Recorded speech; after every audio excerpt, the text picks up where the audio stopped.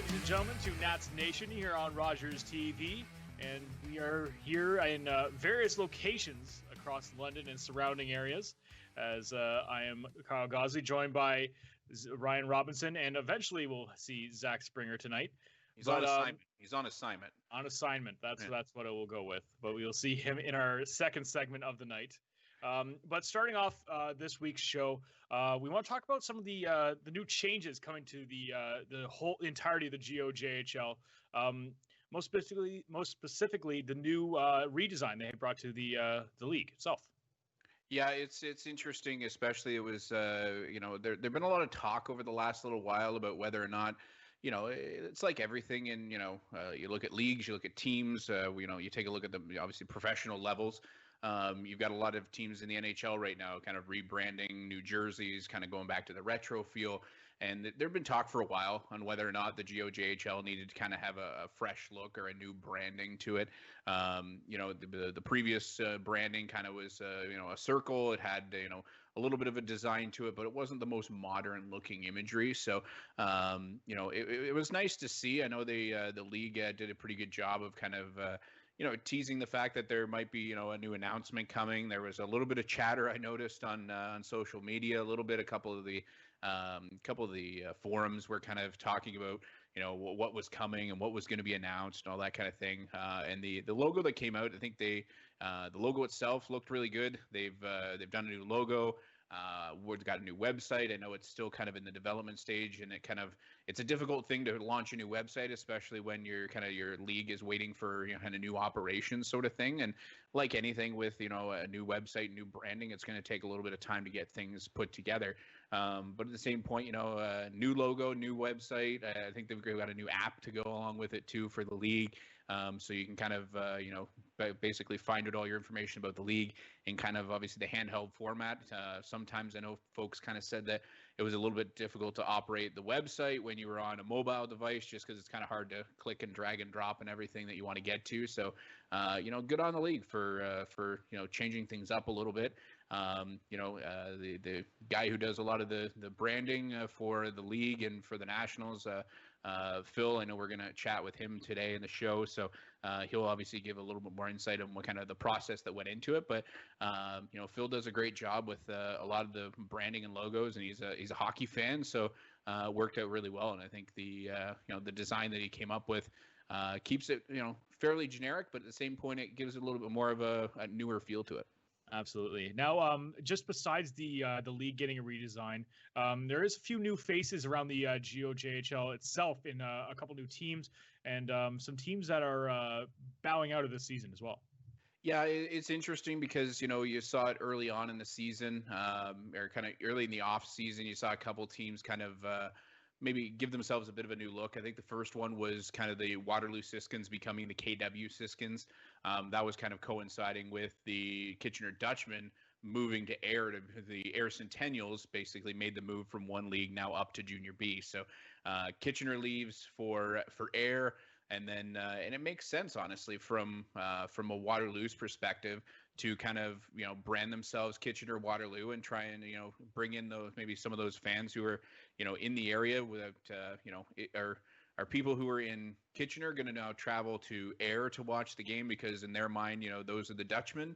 It's the same thing for, where Hartford Whalers fans going to go to Carolina to be Hurricane fans. And, are the Atlanta Thrashers, are they now, were they Jets fans before? And okay, that one got confusing. So, so it's, I tip of the hat to the Siskins, kind of saying, that they want to, engulf their entire area. Obviously, geographic, KW is a big region.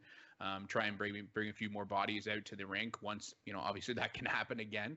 But kind of you get the new look of the Siskins going from being the Waterloo Siskins to the KW Siskins, and then you've got Kitchener moving to Ayr, and that'll be an interesting one. Obviously, Ayr maybe a little bit smaller of a market than geographically than Kitchener was, but at the same point, this is kind of what the league sometimes is built on. You've got some larger city teams, obviously like the Nationals with larger geographic area, but then you've got the Strathroy Rockets who come from a smaller smaller town, but they get, the emotion, the attention, and, the fandom kind of coming to their team. So I'm interested to see what happens there. And then now we're kind of starting to see, because of, restrictions and COVID related matters and stuff like that, we're seeing, Welland take a leave of absence for the year and Buffalo bow out for the year too. So, whether or not we get closer to the actual, what would be a season, if we have one, do other teams kind of, bow out as well, or whether they can, and it'll come down to whether or not they can have bodies in the arena. Because let's be honest, this is the way that this league goes, and most junior hockey, markets do as well. If you can't charge admission and have people come in and sit and watch games, it's hard for, an owner to, say, okay, yeah, I'm going to put, I'm going to pay for ice time, and referees have to be paid for, and, there's equipment that has to be bought for players as well. So it's not cheap to run a junior hockey team anywhere, especially it's exponentially difficult if you can't put fans in the stands. If games do tend to happen, Ryan, what other changes do you think we could see? Would we see the no fans as we've seen other leagues do, or like possibly changing up the how the divisions work altogether, make it more region based?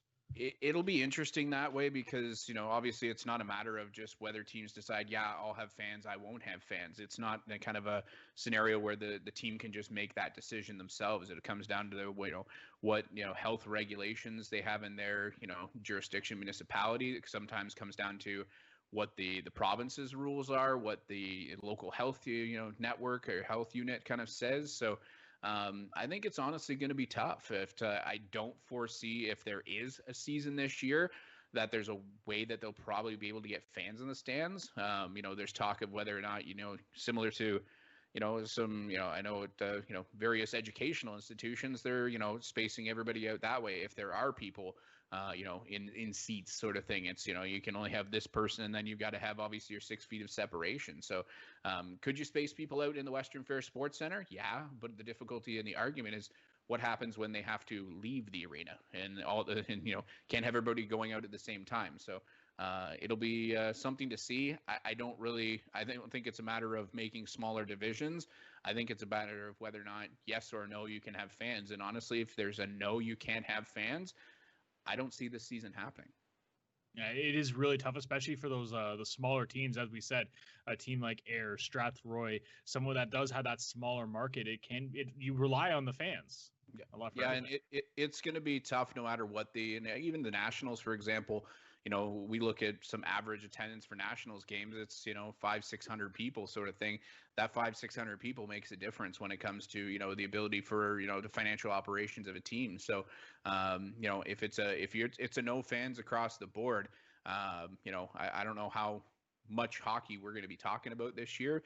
Would I like to see it? Absolutely. But it's, in this day and age, it's got to make sense for everybody's health and well-being. And if it doesn't make sense, then they won't do it. We will have to keep our ears to the ground there to see what news we come up with.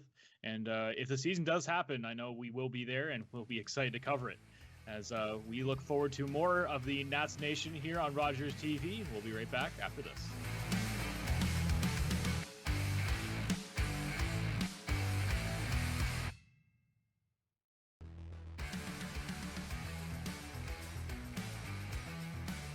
Welcome back to Nats Nation here on Rogers TV.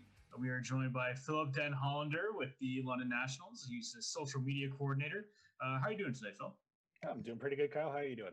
I'm doing pretty well. Now, just going in as you do the social media for the Nationals, but you do a bit more than just that. Can you explain what your role is with the team?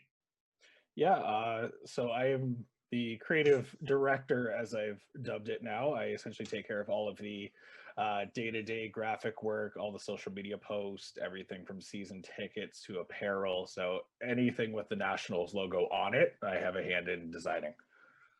How'd you get involved in a job like that? It was about 6 years ago. I was working at Source Sports with Tim Simmons, and before that, I knew nothing about the Nationals. I knew they were just a junior B team. That was about it. And I actually did a redesign concept for the team, and I showed it to Tim.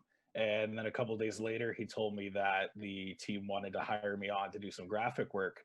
And it kind of just started with season tickets, and then I took over the social media. And 6 years later, it's just exploded from there. So it's been pretty good 6 years with the team. Now, we've seen your latest work with the Nationals, redesigning their new 70th anniversary logo. What went into that design? For that, I was just looking for something timeless and something that we can be proud of, because 70 years of any sports organization is something huge, and especially for us with a rich history, being in London and being one of the top junior B teams around. I wanted something bold and something striking that the players, fans, and everybody would love, and something that we can look back on and kind of symbolize the 70 great years in the city of London. Now, in the past year or so, you got a chance to work with the entire league, the GOJHL as well. How did you get involved with the league as a whole, not just the team? So that came about a year ago. Tim texted me saying that the league wanted to bring me on to do some graphic work, and going into that, I kind of assumed it was just some social media posts, some flyers, stuff like that. Then turned around and it turned into full-blown rebrand of the league, everyday social media, game day posts, stuff like that. I had been doing some stuff here and there for the league before that. I took care of all the showcase logos in the previous years as well. So been doing work here and there with the league for about 5 years. And then this past year, I joined on with the league full time, and I've been doing the graphic work for them too ever since. It must be a big undertaking going into a full design, like a redesign for an entire league. How was the process of actually designing the new logo and all the branding that comes along with it? It was a lot of work. I don't think people on a regular person understands how much work actually goes into redesigning a team or league logo. It's not just, here's a couple fonts, here's a couple colors. There's a whole process to it. I wanted something for our league that would stand out, couldn't be easily recognized as another league's logo, something bold, easy to read when you first look at it. And I think the final product kind of embodies the strength and the boldness of our league. And that whole process probably took about, I want to say, just under a year to do. So it was a lot of fun, a lot of late nights, a lot of concepts, so much left on the cutting room floor, but I'm very happy with the final product that we put out. Now, how many people were really generally involved in the process? Ooh, I want to say 4 to 5.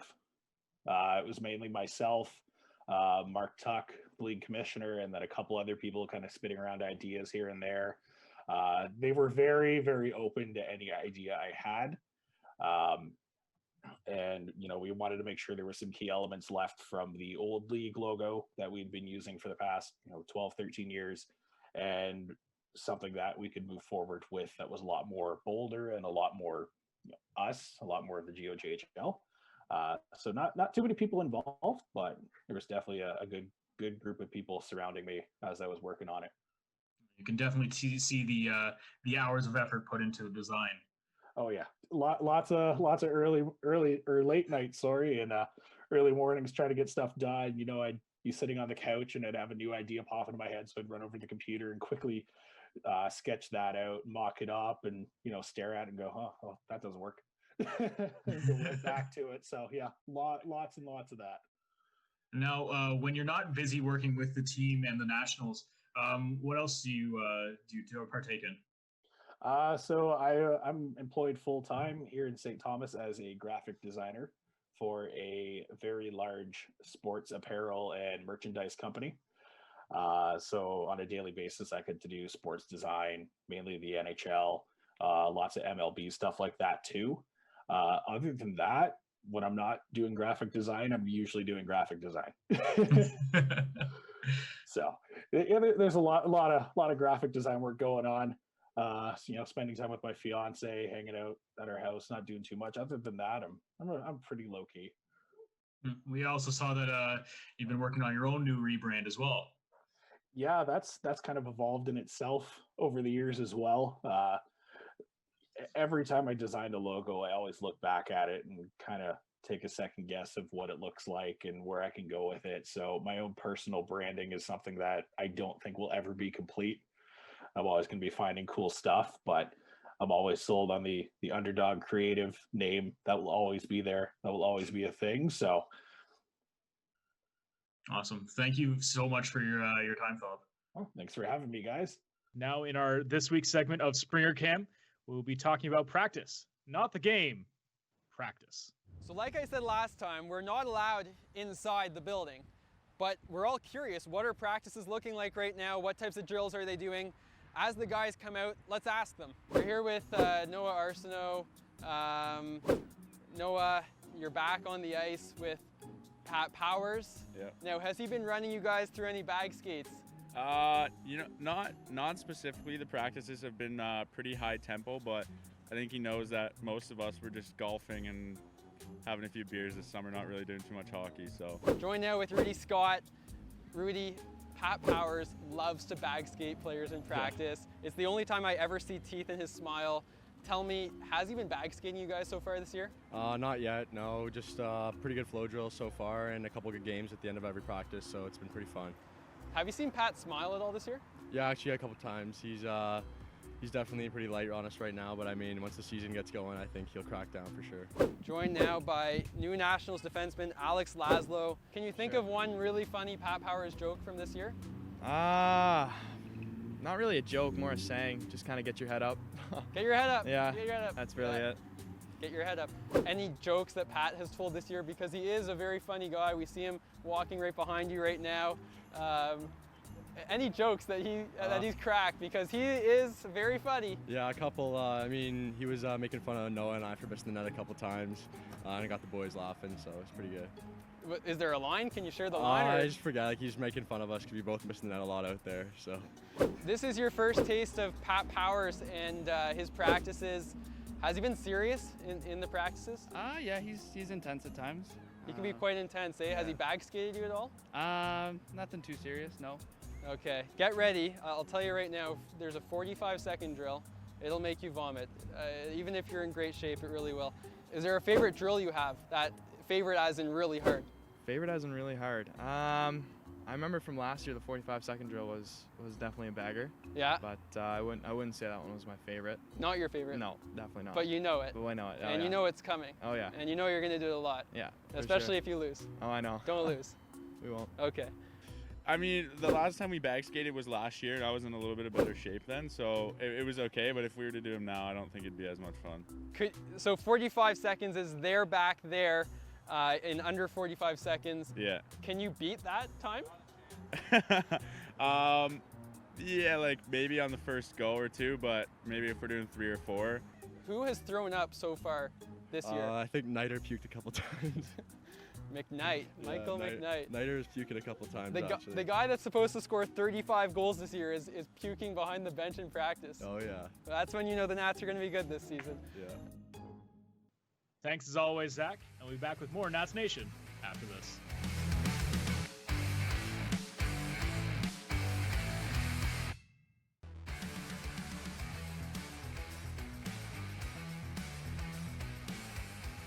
Welcome back to Nats Nation here on Rogers TV. In this week's Player Focus, Zach Springer, you're taking a look at Michael McKnight.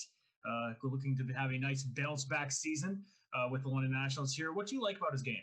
You know what? The takeaways for me from Michael McKnight's game are he's a player that's similar to Eric Guest, is quite skilled with his puck skills.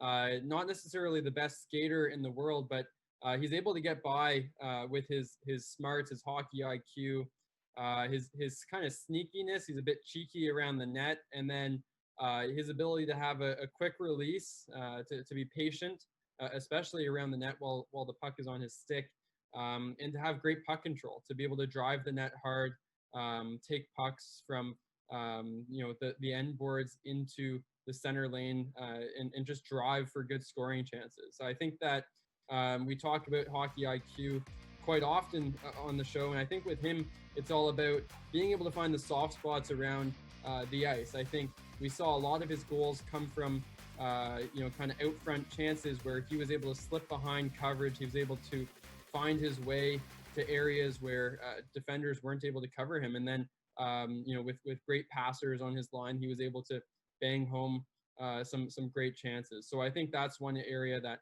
I really take a liking to. The other, I mentioned the sneakiness or cheekiness to his game. And I think what I mean by that is he'll sometimes be able to fool the opposing team's players and goalies as well. I think, we see this play right here actually where a great goaltender, Kyle Curtin, gets beat simply because he's not expecting McKnight to shoot the puck on that play, where he just kind of is able to get it to his backhand, cut towards the net, and then just fire it off when the goaltender is kind of between positions while he's moving. And the goalie never kind of sees it coming, and therefore it finds its way to the back of the net. It looks like, a goal that from a goalie's aspect that maybe isn't that good, but if you watch that play over, that's all Michael McKnight being cheeky.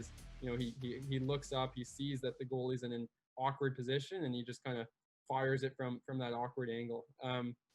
So I think plays like that, and then the ability to hold on to a puck. And you see here, he's right, all alone with the puck. He holds on to it for the extra second, whereas a player who isn't as poised or isn't as confident making plays with the puck in tight, who might, second guess how much time or space he has, might just bury that one right back into the goalie. He's able to reach around, the goaltender's leg is flawed out to the side. He's able to put it into the back of the net. So I think that, those are, some things I really like, where he's sneaky, he's deceptive, he's not always going to do exactly what you think, which, those types of players are players that I really take a liking for, and Pat Powers certainly does as well. I know Pat has sung his praises. Apparently he's looked great so far in the practices that the Nationals have had, and Pat, as do I, expects him to score upwards of 30 goals this season. So I think he'll be a key contributor.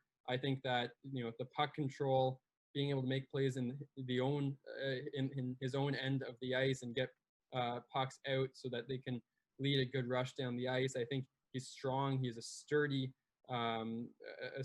stance on the ice. Again, he might not be the quickest player or the fastest player. However, when you stack his other skills, he's definitely one of the Nationals' top forwards coming back this year. Last year, we saw him have a hot start with a lot of time in the top six, picking up 24 points in his first 27 games. Do you think he's capable of repeating that with a more consistent top six role this year? I think he'll certainly be able to repeat the ability to find the back of the net and to be able to find other players. I think one thing, and thank you, Kyle, for bringing this up, because one thing I didn't actually touch on when I first talked about him was his good passing skills, and he has excellent vision. He's able to find other players on the ice, his other teammates, for good scoring chances, and that's a strength of his as well. So we're not just looking at him as Michael McKnight, the ultimate goal scorer, who's going to stand in front of the net and score 30 just from using his teammates. He's going to put up a lot of points this year because he does have the ability to track down teammates that are driving the net and set them up for good scoring chances as well. So I think that last year we saw he kind of got shuffled down the lineup as the Nationals built their roster throughout the season with a couple trades and acquisitions. You bring in a guy like Henry, a guy like Eric Guest, and Henry Scott, sorry, just to clarify, and you get kind of shuffled down the lineup a bit when you're just a 17-year-old. But if he can replicate the first 3 to 4 weeks of his season, and he can put that through a 6-month schedule or whatever, however long the schedule is that we see this year, he's going to be fantastic. And I think it's pretty clear he's going to get the opportunity, and I really believe in him as a player. Now, Zach, in Springer Cam, we hear that Pat Power's been working the players pretty hard, especially McKnight. How will that impact his play? Well, we certainly did get the inside scoop during Springer Cam, and as we saw before in that segment, it sounds like Michael McKnight certainly felt the effects of Pat Power's tough practices. But you know what? All kidding aside, I think Pat he runs a great practice. I know when I showed up and participated in practices with him, he was the type of coach that you get better from just because he leans on you and wants you to succeed. So I'm sure that he continues to work guys hard, and maybe Michael McKnight throughout COVID wasn't quite coming back from COVID, wasn't quite in the shape he left the summer in, the start of quarantine in. But I'm sure that by the end of these practices and heading into the season, Pat Powers will have that team in great shape, and I think it'll certainly help Michael McKnight. Thanks again, Zach, and thank you everybody for watching and tuning into this episode of Nats Nation. We'll see you next time.